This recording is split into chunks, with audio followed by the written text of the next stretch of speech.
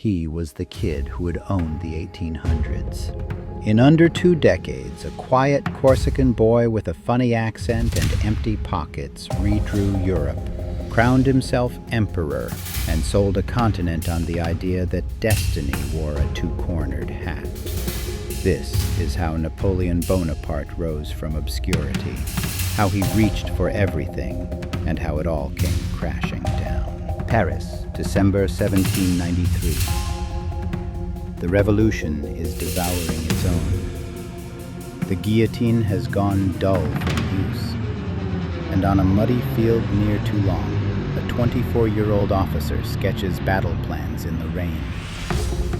In 2 days, this nobody will blast the British fleet out of France's best harbor, win a general's stars overnight, and announce himself to history.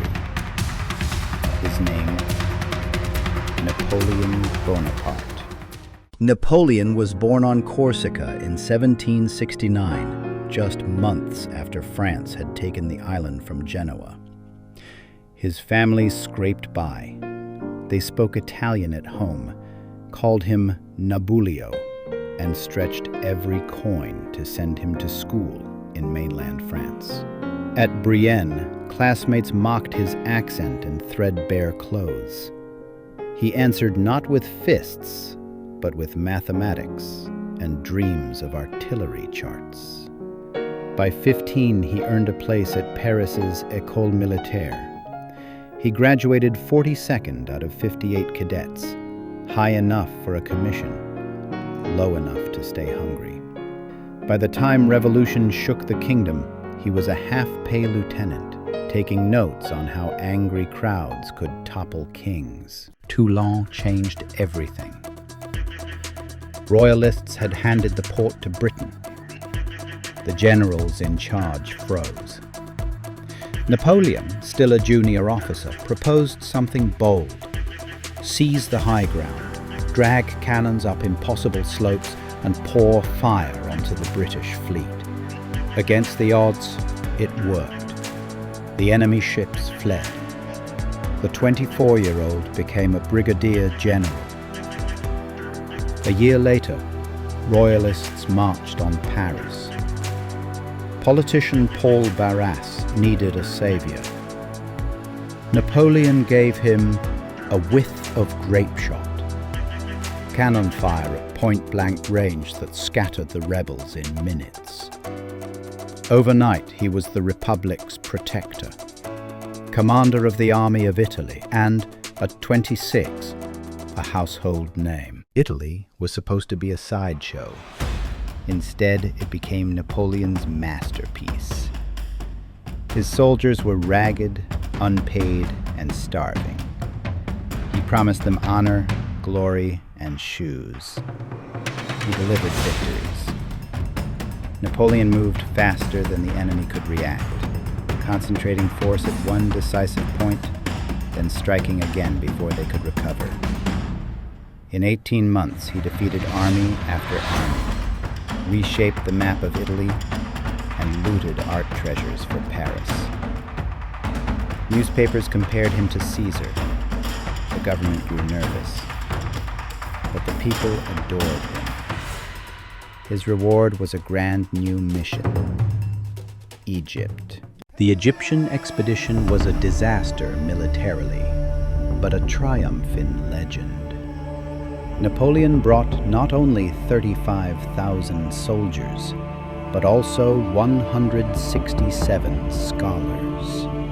They catalogued temples, mapped the Nile, and uncovered the Rosetta Stone, unlocking the secrets of hieroglyphics.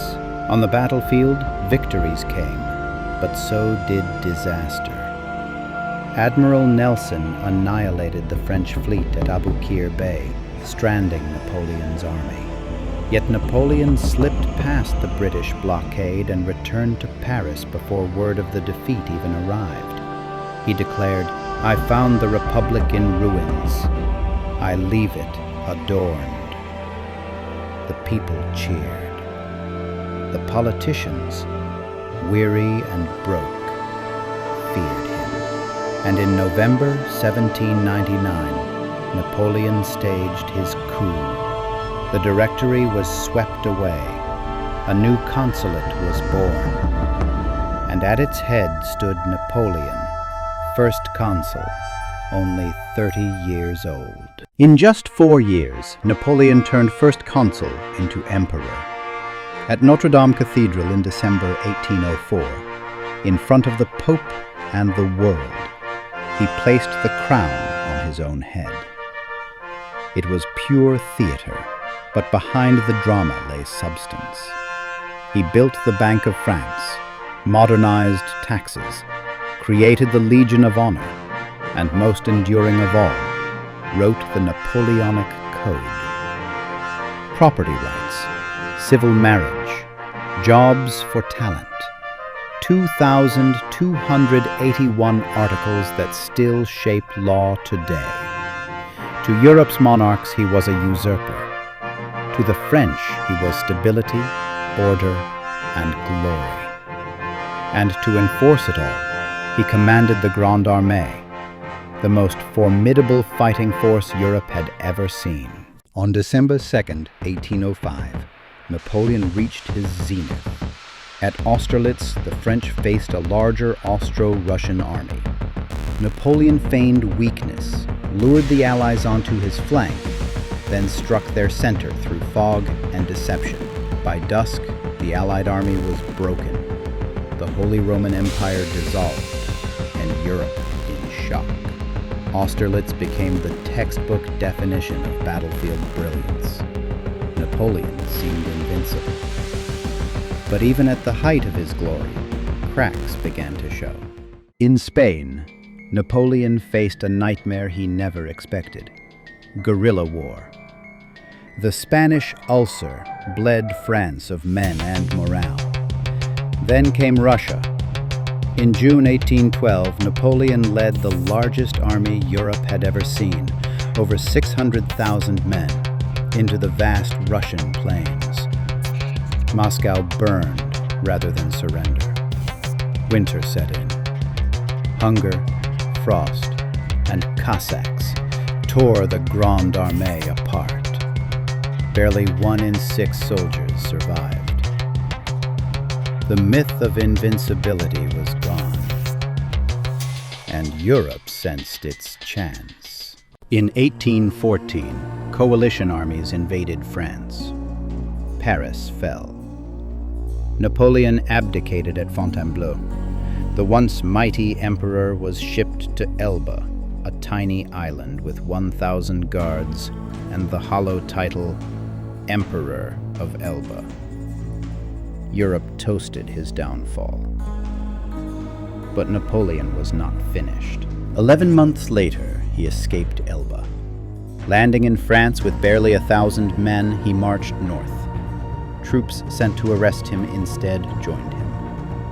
In less than 3 weeks, he returned to Paris without firing a shot. Europe panicked. Armies mobilized.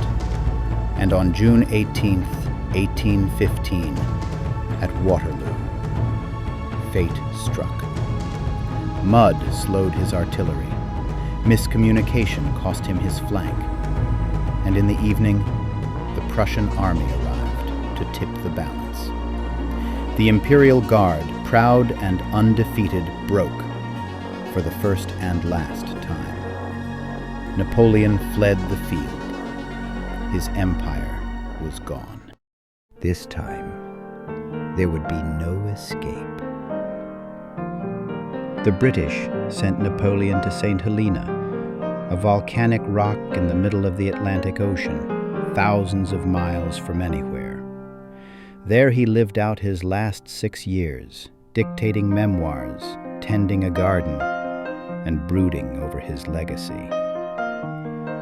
On May 5th, 1821, at the age of 51, Napoleon died, likely of stomach cancer, perhaps poisoned. Napoleon once said he wanted only one word on his tombstone: glory.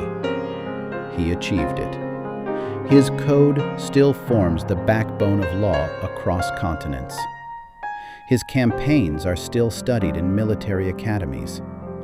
His rise from outsider to emperor remains one of history's most unlikely stories. But his fall is just as important. A reminder that ambition without limit carries its own destruction. From Corsican boy to Emperor of Europe, from master of Austerlitz to exile on a lonely rock, Napoleon's life shows us that history does not crawl forward. It leaps, it stumbles, and sometimes it charges straight at the guns.